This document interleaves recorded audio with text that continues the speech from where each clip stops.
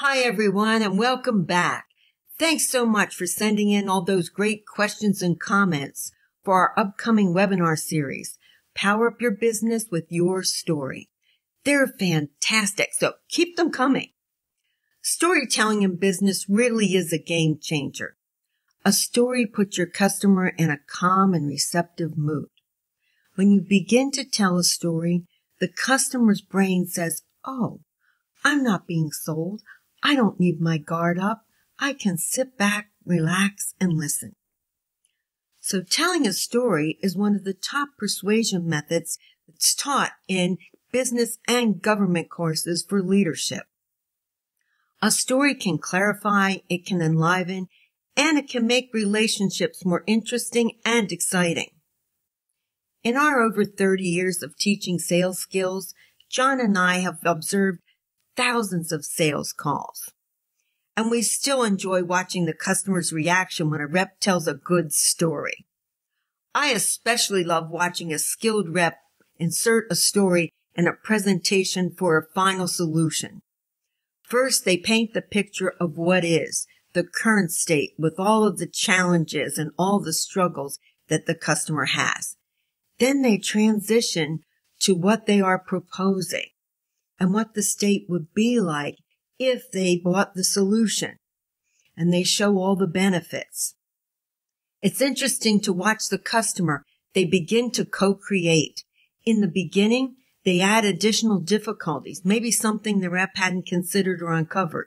Then in the part where they start giving the benefits, the customer starts adding more. When they co-create like that, they co-own the story. And that increases the probability that they'll buy your solution. I know what you're thinking. I have stories. I use case studies in my calls.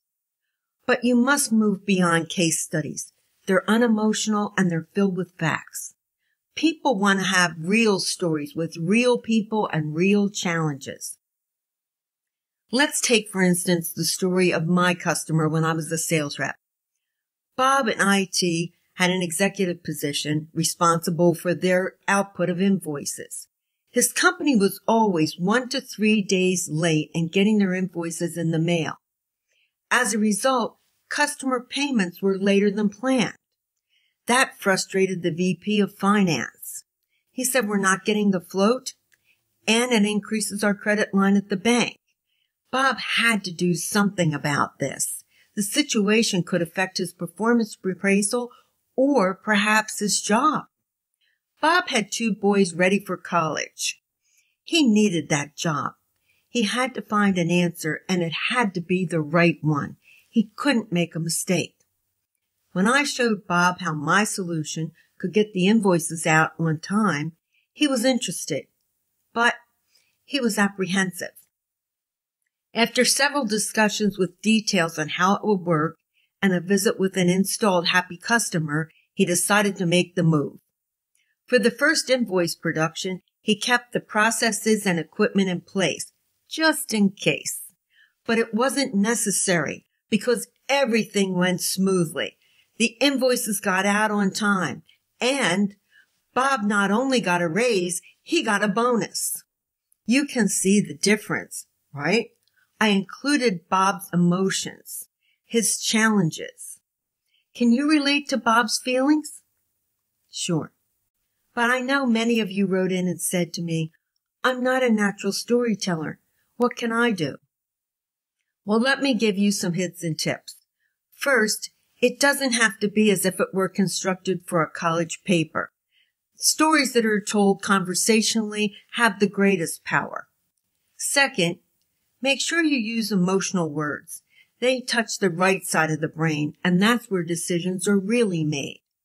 And when you include the struggle or conflict that your customer faces, they'll jump in and they'll start adding thoughts from their situation.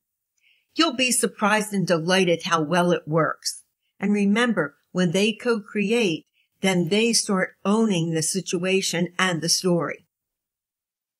John and I are continuing to work on our series of webinars, Power Up Your Business with Your Story.